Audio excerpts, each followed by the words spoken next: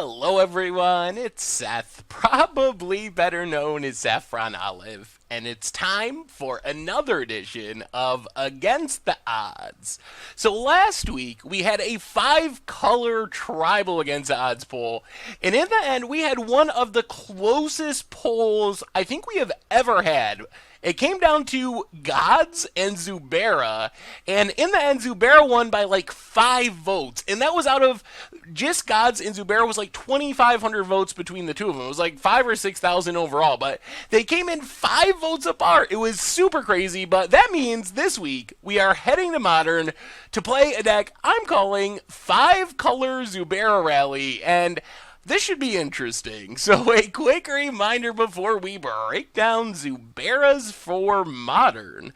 If you enjoy this deck and you enjoy Against the Odds in general, it would be spectacular of you if you could take a quick second and click that subscribe button down in the corner of your screen.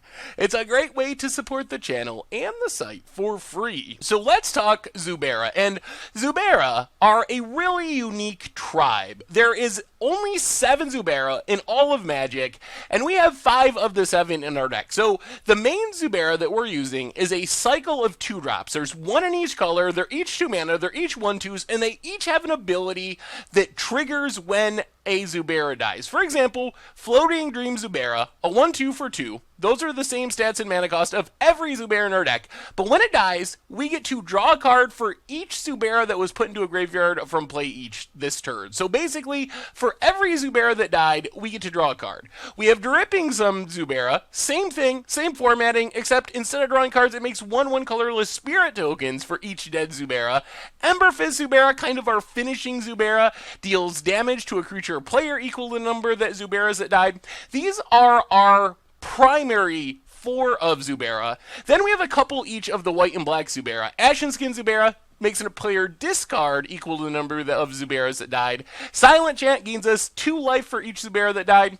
So altogether, this means we have 16 2-drop Zuberas, and the main idea of our deck is to get as many of these on the battlefield at the same time, because obviously if we can get 5 or 6 Zuberas on the battlefield and then make them all die in the same turn, we can actually get a ton of value for free just by having our Zuberas die. We're drawing 6 cards from the blue one, making 6 tokens from the green one, and we can even have more than 1 of each. So what if we have like 2 blue ones, 2 green ones, along with a white and a black one? Our opponent's discarding their hand. We're gaining like 12 life. We're drawing 1,000,000 cards, 12 cards, making 12 1/1 tokens, and all that's without costing us any additional mana. All we're doing is casting the 2-drops. So that's the plan of our deck.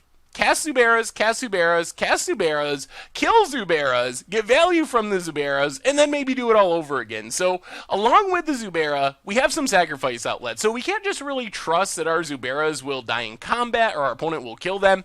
We need to be able to control when they die, because the most effective way of using the Zubera is to sack them all by maintaining priority with the triggers on the stack. So basically, sack the blue one, sack the blue one, sack the green one, sack the green one, and then when the triggers resolve, they will all see a whole bunch of Zubera having died. When instead, we could just take and sack the first one, let's say draw 1 card, then sack the second one, draw 2 cards, sack the third one, draw 3 cards, or deal 3 damage, or make 3 tokens, whatever. It's much better if we have 3 of them to just sack, sack, sack, resolve, resolve, resolve. Then we're getting 9 cards or tokens or damage instead of 1 plus 2 plus 3, which would be 6. So that's the most optimal way to do it. And to do that, we need sack outlets, which means Viscera Seer, kind of the most key sack outlet in our deck for 2 reasons. First off, it lets us sack our stuff, only costs 1 mana, so it comes down the turn before we start casting endless Zuberas on turn 2. Also, the scry is relevant. As we go along and are setting up our big finish, being able to scry for specific cards is really huge. Bloodthrow Vampire, just kind of a backup sack outlet. It's not likely the damage and pumping is going to matter. Just a 2-mana thing that can sack our Zuberas at will. The next piece of our deck is Graveyard Stocking Card Finders, I guess we'll call them. Grizzly Salvage, Gather the Pack. Let us dig through our deck to find a Zubera. Grizzly Salvage can also hit a land. Gather the Pack has upside of finding 2 Zuberas if we have Spell Mastery, plus they're dumpy cards in our graveyard. Satyr Wayfinder finds us a land in our top 4, mills the rest of the cards. So these cards help us make sure we have the things we need to cast from hand, make sure we hit our land drops, but also are dumping Zuberas into our graveyard because our big finish is Rally the Ancestors and Return to the Ranks. So what is the best way to get a whole bunch of Zuberas on the battlefield all at once? It's not casting 7 or 8 Zuberas for 2 mana each. That's a ton of mana. It's like 16 mana to cast 8 of them from hand. On the other hand, if we can get some Grizzly Salvages and some Gather the Packs and some Satyr Wayfinders and get Zuberas in the graveyard for just 4 mana with Rally the Ancestors, we get back any number of Zuberas, hopefully a sack outlet to go with them. Return to the Ranks is kind of the backup. If we can like sack our green Zubera to get some tokens or have our Wayfinders on the battlefield, we can tap them for mana as well with Convoke and get back like 3 or 4 Zuberas, maybe even more than that in the late game. So the main plan of this deck is basically use our Satyr Wayfinders, Grizzly Salvages, to stock our graveyard full of Zuberas. Get our Zuberas in the graveyard, then we're going to Rally the Ancestors, Return to the Ranks, get a ton of Zuberas back all at once, and then sack them all in the same turn. So we're getting huge amounts of their triggers, and hopefully just killing our opponent. Like one Ember Fist Zubera can be dealing 7, 8 damage, so if we have 2 or 3 of them, we're killing our opponent. Even if we're not directly killing our opponent with damage, we're going to be getting tons of tokens from the green one. Our opponent's hand's going to be empty from the black one, gaining tons of life from the white one, drawing whole new hands to find more Rally the Ancestors and Return to the Ranks to do it again the next turn. So we basically have 2 plans. We can win games just by hard casting Zubera again and again and again, but our big plan to finish the game all at once with the combo kill is just to rally or return to the ranks all the Zubera back at once along with a sack outlet and just kill our opponent with a huge stack full of Zubera triggers. So that's the plan. That's what we're going for. Otherwise, as far as the mana base, 4 Cavern of Souls and 4 Unclaimed Territory are what allow us to actually cast our Zuberas. Our mana would be horrible without these cards, but if we can have just a single copy of Cavern or Unclaimed Territory, or better yet, even 2 of them, we can pretty much cast all 5 colors of our Zubera without any problems. Cavern even makes them uncounterable. Windswept Heath and Flooded Strand give us some fetch lands to find all white dual lands. We have 1 of each white shock land, because if you think about our deck, our 5 color lands, the Cavern, the Unclaimed Territory, let us cast our Zuberas. The only other spells we're super concerned with casting are the Rally, the Ancestors, and Return to the Ranks, which are both double white, so hopefully these shock lands will let us do that. Otherwise, couple of plains, 1 forest. In theory, these basics let us cast our stuff through a Blood Moon. The 2 plains is just enough to rally or Return to the Ranks. Forest lets us Satyr Wayfinder, cast our other green graveyard spells. So while Blood Moon's going to be very good against us, hopefully these basics give us at least some small chance to fight through a Blood Moon. As far as the sideboard, we get Path, Wrath of God, in another Silent Chant Zubera for aggro matchups, killing things in the early game, sweeping the board, gaining extra life. For combo and control, we have Thought Seizes, Negates, and another Ashen Skin Zubera, which is primarily good against control and combo decks, where making our opponent discard 3 or 4 cards can just win us the game all by itself.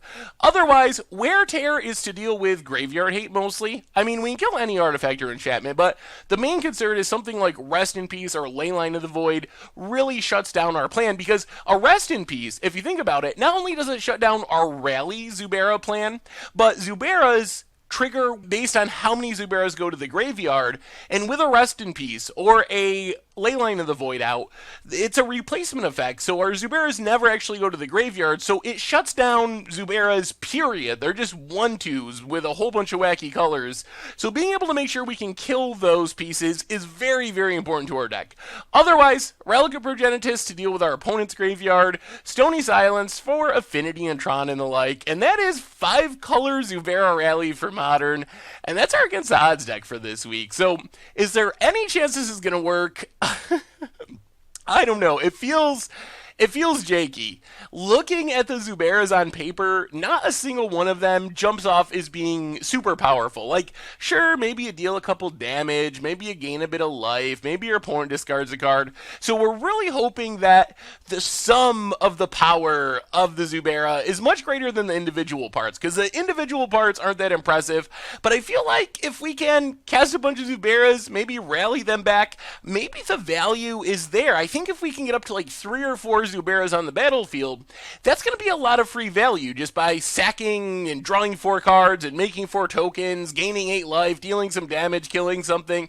So I guess we'll have to see how it goes. Definitely very scared of Rest in Peace Leyline of the Void. Those are the cards that wreck us. Pretty scared of Blood Moon as well. While we have a few basics, it feels like most of the time we lose to those. So those powerful enchantments are mostly what I'm afraid of because they're just so good against our deck, and there's not really a good solution to those problems. But I'm hopeful that our Zubera value will be enough to keep up with some of the powerful, fast, efficient decks in Modern. And in Modern, you never know. The format's really wide, so maybe we won't even run into many Rest in Pieces or Leyline of the Void. So fingers crossed, fingers crossed. Anyway, even if it's bad, it should at least be fun, because this deck looks super crazy, and it looks like a blast to play. So enough rambling, let's get to the gameplay videos. Thank you so much for watching. I hope you enjoy the 5-color Zubera gameplay videos, and I will talk to you soon. Thanks for watching the video. If you enjoyed it, take a second and click that like button down below. It's a great way to help support the channel for free.